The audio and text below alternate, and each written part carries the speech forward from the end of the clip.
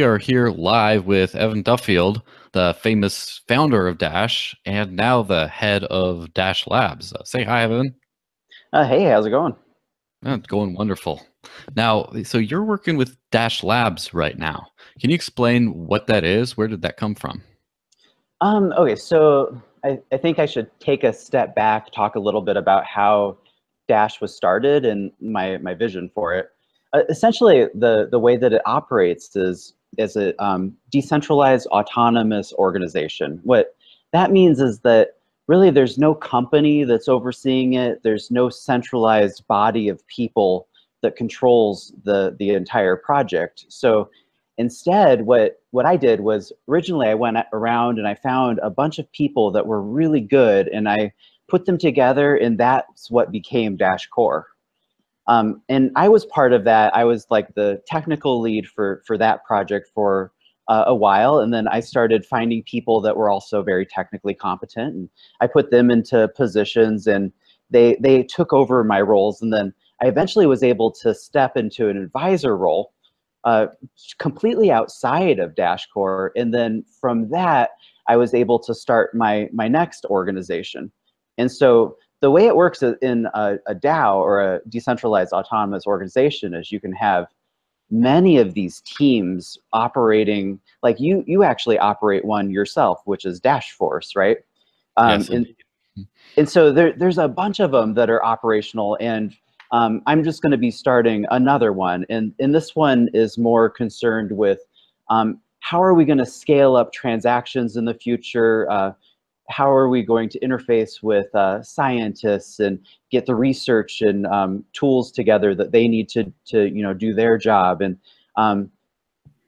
how do we build the next platform for Dash to run on that might not even be C++? It might be a different language. We might have different platforms running together on the network. We don't even know at this point, but we need some sort of like research and development type thing. And so that's what I'm going to be heading up. And I'm currently like finding people and working on that, full time. Yeah, and how's that going to end up being structured and funded? Is it going to be like other things like the core team that submit budget proposals before the Dash treasury and get funded or not based on votes, or is it something different entirely? It'll be exactly like that. So we'll have probably a foundation type vehicle that people could be employed under. Then we'll go out and get basically reimbursements from the treasury to pay for things like legal expenses, and just exactly like Dashcore does, just for this other core team called Dash Interesting. Labs. Yeah, so do I have it correct that you're moving to Hong Kong, or are you just moving Dash Labs to Hong Kong? It seems like I'll be moving to Hong Kong, but I'll probably be bilocated, and like I'll be here for a few months out of the year and there for a few months out of the year. I haven't quite figured out what I want to do yet, so we're still working out the details there. Interesting. Any particular reason for Hong Kong? It's developing into a hub for Dash and for cryptocurrency in general. There's a large hardware community there, and they're business oriented, and it seems like a really good place to operate, for that side of things. Interesting. Yeah, so we've just seen the pretty incredible scaling plan that's been released over the last couple days. It seems pretty comprehensive in it. Interestingly enough, you've seen Bitcoin fight over the last few years over whether or not to increase the block size or do another scaling solution. And it seems like right here we have a comprehensive multi-year scaling plan, including, I guess, a 2 megabyte block size increase by the end of the year. Am I reading that correctly? Yep, that's right about right. Yeah. So did this take a lot of time to, obviously it took a lot of time to formulate to find the best solution, but did this take a lot of time to sort of come to an internal consensus onto what's the best path forward? So I've done about 1.5 years of research trying to figure out exactly how to scale our network properly. I've researched things like off-chain scaling and on-chain scaling, and I decided that I really wanted to do on-chain scaling, and so I started narrowing down exactly how to do that. Looked into the code and where the biggest bottlenecks were and figured out that we really just need some sort of hardware acceleration for block processing. And that was really the biggest piece of it. And so I formulated the plan around that, and then over time handed off a lot of the what was happening with Dash Core to Andy, and then just recently went out there and me and him nailed the whole thing over about 3 or 4 days. Wow. So there's a lot of talk on these hardware solutions you mentioned in the roadmap. Can you tell us a little bit more about those? So are they going to be they're specialized hardware for masternodes? Is that correct? Correct. So the idea here is that we're going to need to scale up the masternode network. So the individual masternode operator is going to need to run better, higher quality equipment. And they're going to need to run it in, really good co-locations, right? So we need really good network bandwidth, latency, and that sort of thing. The hardware part of it is that we need, first we're going to need like some sort of like high quality processor like a Xeon for an interim phase. And then that'll only get us so far. We still need to offload the block processing.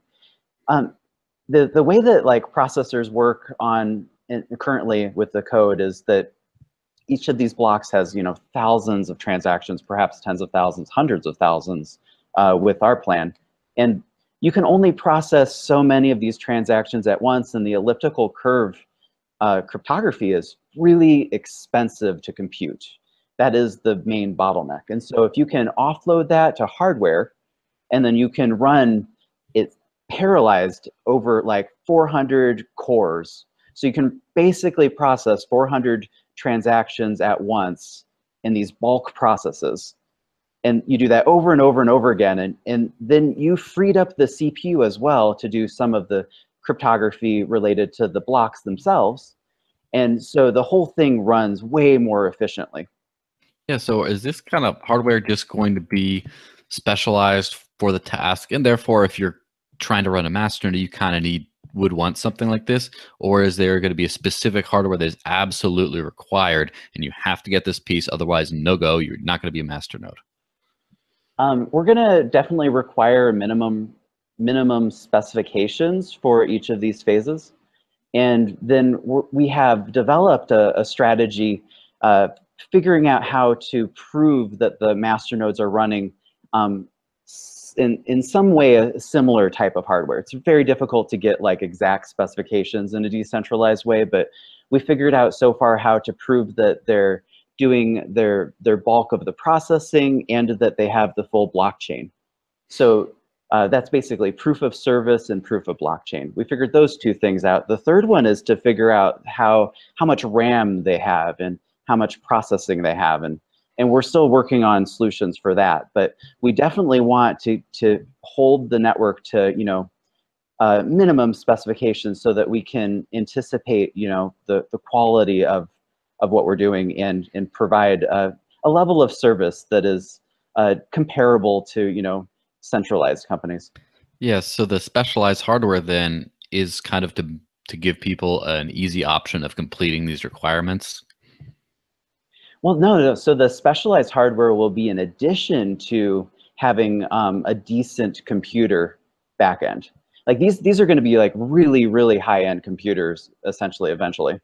And then in the way farther term, we're looking to have multi-computer setups for each masternode so that we have failover, redundancy, and we can do some sort of, what is it called? We want to be able to shift between these various components of subcomponents of the masternode depending on the amount of traffic that's coming into them. And so we're going to do load balancing over the cluster as well.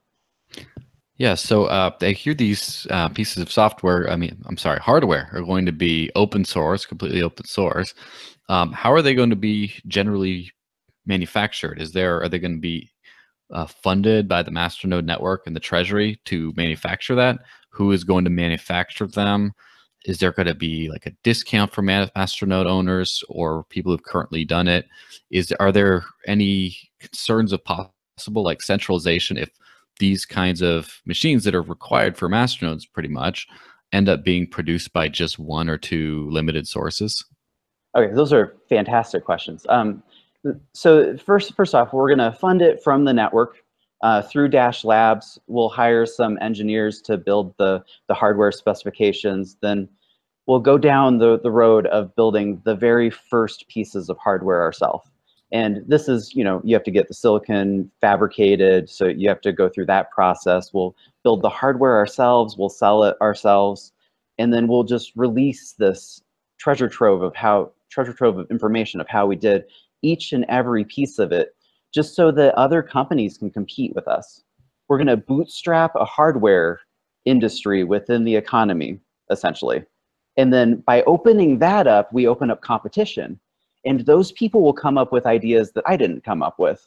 And I'm very excited to see, what those are. And then the Masternode network will then be running on all sorts of different types of hardware. Interesting.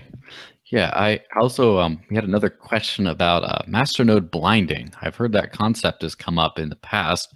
Is that something that's going to resurface at all on the roadmap? It was actually in the roadmap. We're calling it DAPT. So it's basically onion routing over DAPI. So you have DAPI, which is the ability to query the network through quorums, and then you can get information out in a secure way, just like you would with a centralized company, except you're getting it from a decentralized network and you can rely on that information. But when you request things through DAPI, you're requesting it directly with your IP. And so if we can remove that association, and then we add some sort of onion routing over it, which means that you do multiple hops through other masternodes before you reach your final destination in DAPI.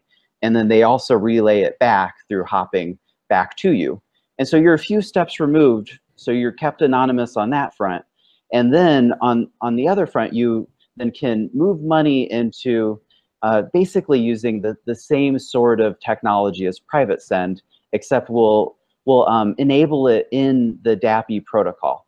So I want to completely separate these two things out. I want to keep private send the way it is. It works really well on the network, and that's perfectly fine. But this will be completely on this other software ran on the masternodes through the quorums, and you'll essentially join a queue, and a few other people will join it through these third-tier wallets, which is the Evolution wallet. They'll connect together, make group transactions through the onion routing, so that no one knows really what's going on at all. And then each of them will have private funds, essentially cash at that point. That's interesting. A really big question I've heard actually a few people ask is there's a lot of questions about Masternode shares, right? Is in savings accounts and Masternode shares. How can people get in smaller bits? And from looking at the roadmap, it looks like that is a little ways away, like in Evolution version 3. So is that accurate? Yeah, that was the third version of Evolution. The reason being the Masternode Shares concept, it's a whole nother layer that needs to be added on, and we want Evolution working, like a fine-tuned machine by that point. And so we need to build this framework first, and then we can add on later. It's the idea of incremental development. You don't want to add too many things at exactly the same time, otherwise you have a risk of some sort of systemic failure, or other huge bugs coming out, stressed out developers and that sort of thing. Yes, of course. Well, I know a lot of people are a lot of smaller investors are trying to get into Dash, and would sort of like a piece of the governance pie to sort of have their investment reflected in their ability to control their investment via voting. But a lot of that is with the current Masternode price of like over $160,000. That's a little bit steep for them. Now, is there a way for smaller Dash investors now to find a way to vote in the decentralized governance?